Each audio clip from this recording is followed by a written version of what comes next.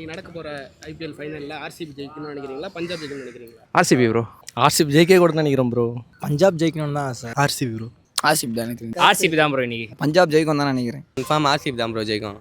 RCB ஜெயிச்சா okay, ஆனால் அவங்க ஃபேன்ஸ் பண்ணுற தொல்லைனால வேண்டாம். பஞ்சாப் ஜெயிக்கட்டும். பஞ்சாப் வெயிட் பண்ணணும். ஆர்சிபி தான் ஜெயிக்கும். ஆர்சிபி தான் சப்போர்ட் பண்ணணும். ஆர்சிபி தான் ப்ரோ ஜெயிக்கணும்னு நான் நினைக்கிறேன்.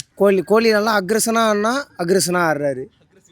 அதான் ஒன்றுமே இல்லைன்னா ஒன்றுமே காமிக்கல. அப்படின்னா இப்படிங்க வாங்க, இப்படின்னா இப்படி அவங்களுக்கு என்னன்னா தோனி தான் பெரிய ஆள், தோனி தான் மாஸ், தோனி தான் கப் அடிப்பார். மீதி கிரிக்கெட் ஆடுறோன்னா பைத்தார வெல்லுவோம். அவனுக்கு வந்து இப்போவே இப்படி குதிக்கிறாங்கன்னா அப்போ அடிச்சிட்டாங்கன்னா ரொம்ப குதிப்பானுங்க ப்ரோ.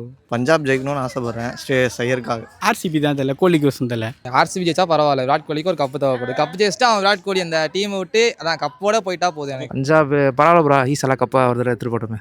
அவனுமே ஸ்ட்ரைஸ் அதுக்காக ஜெயிக்கணும்னு நினைக்கிறேன் ப்ரோ. பஞ்சாப் ஐடன் டீம் தான் இருந்தாலும் ஆர்சிபி தான் ஜெயிக்கணும் ஒரு எதிர்பார்ப்பு.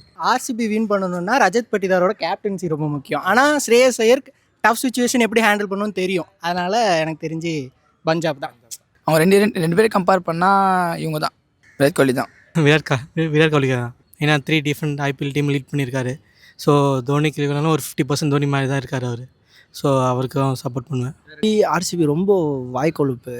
ஸோ அதனாலேயே யாரும் ஆர்சிபி ஜெயிக்கக்கூடாது. 2 பேரில் யார் ஜெயித்தாலும் ஃபஸ்ட் டைம் அடிக்க போகிறாங்க கப்பு. ஸோ அதனால் ஆர்சிபியோட பஞ்சாப் ஜெயிச்சா நல்லாயிருக்கும். ஆர்சிபி தான் ப்ரோ. என்ன ப்ரோ 17 வருஷம்னா ப்ரோ சும்மா அது. ஏன்னா 2 டீமும் கப் அடிக்காத டீமு, வாழ்வா சாவா தான். எந்த டீம் வச்சாலும் சந்தோஷம் தான். பஞ்சாப் ஸ்ரேயாஸ் ஐயர் பேட்டிங் சூப்பராக இருக்குது. பேட்டிங்கும் சரி, பவுலிங்கும் சரி. அஷ்தீப் சிங் அவங்க ரொம்ப வாய்க்கொழுப்பு அதிகமாக ஆர்சிபிக்கு. அதால் வந்து ஆர்சிபி அடிக்க வேணுன்ற என்னோட தாட். நல்ல டஃப் இருக்கும்.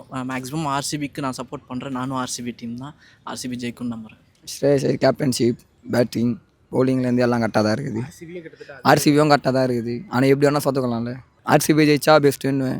ஏன்னா அவருக்கு ஃபேன்ஸ் பேஜ்லேருந்து எல்லாம் ஆர்சிபி ஜெயிச்சா பெஸ்ட்டு தான். ஆர்சிபி ஃபேன்ஸ் ரொம்ப சிஎஸ்கேக்கு ஹேட்டர்ஸாக இருக்காங்களே, ஸோ அதனால் பிடிக்காது ப்ரோ ஆர்சிபி. சிம்புவும் பிடிக்கும், கோலியும் பிடிக்கும். தெரியல, 2 காம்பும் எனக்கு தெரியல.